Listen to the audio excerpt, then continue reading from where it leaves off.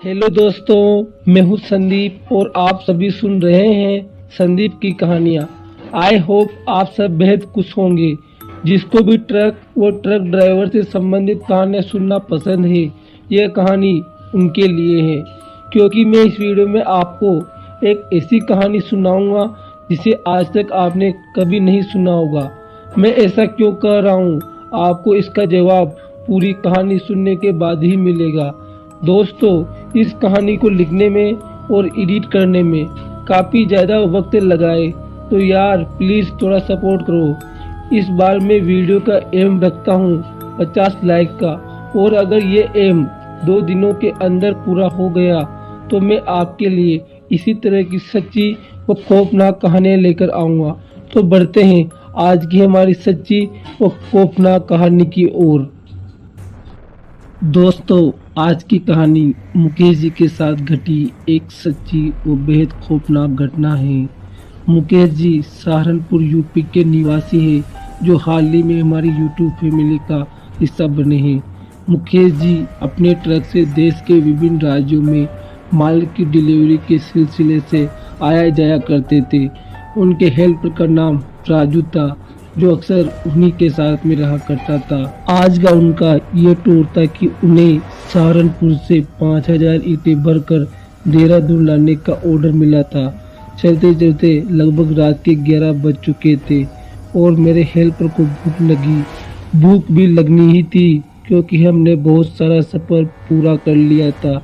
मेरे हेल्पर राजू ने कहा, उस्ताद रात के 11 बज चुके हैं और सामने ढाबा है, तो ट्रक रोक दीजिए, पहले खाना खा लेते हैं। जैसे ही हमने खाना खाया और हम ट्रक की तरफ निकल चुके, जैसे ही हम ढाबे की तरफ बढ़े, हमें वहाँ एक बोर्ड लगा दिखा जिस पर लिखा था, पंचमुखी ढाबे पर आपका स्वागत है।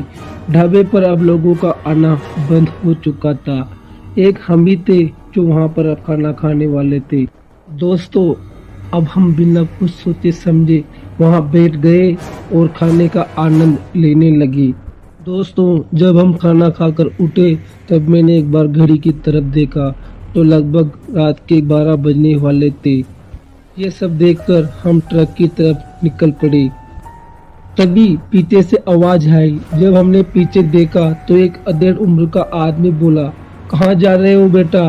मैंने कहा, ताऊ हम सहारनपुर से देहरादून जा रहे हैं और ये ऑर्डर हमें जल्द से जल्द वहाँ पहुँचाना है। इतना बोलकर हम वहाँ से चलने लगे। तभी वो बोले, रुको रुको। फिर हमने पीछे देखा तो वो बोले, बेटा रात बहुत हो चुकी है, यहाँ से 5 किलोमीटर आगे एक ऐसा इलाका है, यहाँ एक महिला उसकी बेटी के साथ रात के 12 व 1 के बीच सड़क पर खेलती है और जो भी इस बीच वहाँ जाता है उनका बहुत ही बुरा असर होता है। दोस्तों, मुझे आज से पहले कभी भी पैरानॉर्मल एक्सपीरियंस नहीं था, इसलिए मैंने इन बातों पर ध्यान नहीं दिया। मगर मेरा हेल्पर राजू खौफ का अपने मन में घर बना चुका था और बोला, उस्ताद वो आदमी सही बोल रहा है। पर मैंने उसकी एक न चलने दी और अपना ट्रक स्टार्ट कर लिया। एक बार फिर वो आदमी हमें समझाने का प्रयास कर रहा था, तो मैंने राजू से कहा, उस पर ध्यान मत दो, मुझे तो ये पागल लग रहा है। दोस्तों, जैसे ही हम 3 किलोमीटर आगे चले वैसे ही हमारा ट्रक बहुत आवाज के साथ भारी चलने लगा।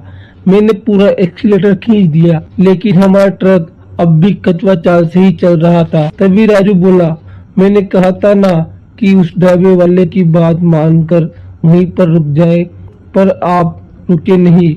वो डर के मारे थर थर कांप रहा था। जब मैंने उसको देखा तो उसका चेहरा पसीने से सना हुआ था।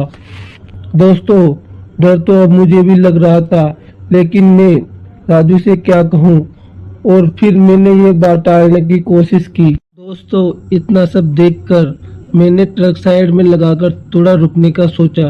तभी वहाँ का एनवायरनमेंट चेंज होने लगा, तेज हवा चलने लगी, धूल से हमारी आंखें बंद होने लगी थी।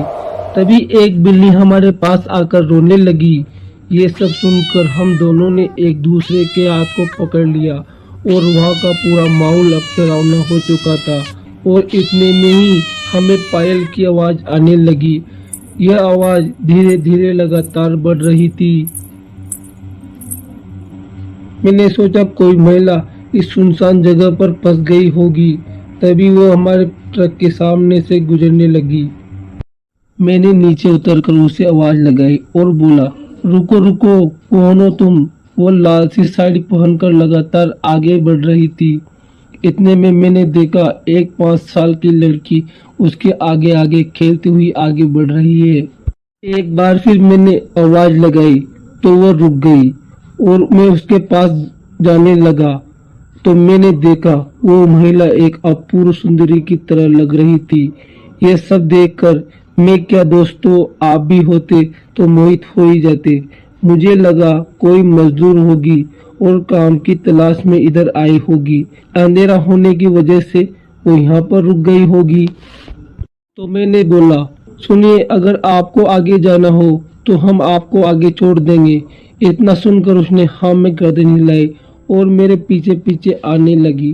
थोड़ी देर बाद मुझे महसूस हुआ कोई मेरे पैरों को पकड़ रहा है। इतने में ही मैंने नीचे देखा तो लंबे लंबे वो काले काले बालों ने मेरे पैरों को जकड़ लिया था। इतने में उसने मुझे धड़ाम से नीचे गिरा दिया और घसीटती हुई ट्रक के चारों तरफ चक्कर लगाने लगी। मेरे सारे कपड़े फट गए थे। ऐसा लग रहा था जैसे हमारा आना उसको वहां पर पसंद न आया हो। अब उनका खेल शैतानी हो चुका था।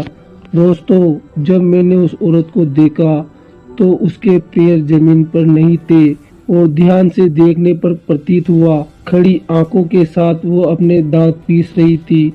आंखों से खून वो भयानक हंसी के साथ मुझे लात मारी।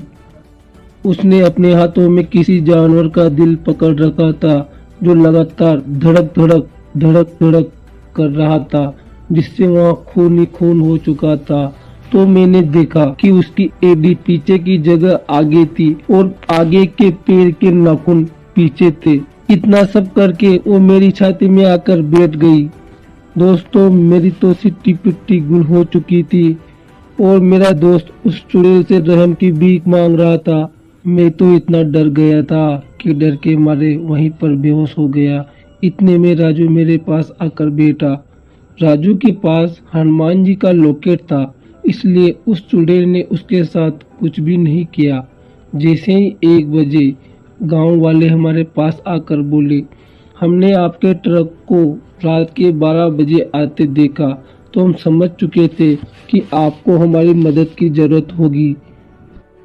इतने में सारा वातावरण अच्छा हो गया। वहां पर वाहनों की आवाजाही शुरू हो गई। गांव वालों ने बताया, जब इस रोड का काम चल रहा था तब एक मजदूर औरत की छोटी सी लड़की यहाँ खेल रही थी। इतने में कोई अजनबी उसे टक्कर मारकर यहाँ से भाग जाता है। उसने वहाँ रुकना भी उचित नहीं समझा। वो छोटी बच्ची तड़प तड़प कर मर गई। वो महिला भी ये सब देखकर एक ट्रक के सामने आकर कूद गई और मर गई। मरने के कुछ दिन बाद से ही वो लोगों को यहाँ दिखने लगी और जो भी यहाँ 12 बजे से 1 बजे के बीच आता है उसका मरना तो पक्का है। पर आपकी किस्मत अच्छी है जो आज तुम बच गए। ये सब सुनकर मुझे अपने अच्छे कर्म याद आने लगे, पर डर के मारे अच्छे कर्म याद ही नहीं आ रहे थे। अब मुझे भूतों व चुड़ैलों पर विश्वास हो चुका था। जब से आज तक हम लोग रात को अपना ट्रक कम ही चलाते हैं और रात के 12 बजे से 1 बजे के बीच ट्रक को किसी सुरक्षित स्थान पर जाकर खड़ा कर देते हैं। वो रात राजू और मेरे लिए एक बेहद ही खौफनाक रात बन गई थी। पर क्या करें दोस्तों, इसी काम से हमारा घर चलता है। अगर छोड़ देंगे तो क्या करेंगे। दोस्तों, आपके पास हमारे लिए अच्छा सा काम हो तो हमें कमेंट बॉक्स में जरूर बताएं। संदीप जी हमें बता देंगे। दोस्तों, इतनी ही थी मेरी कहानी। Thanks for watching this video.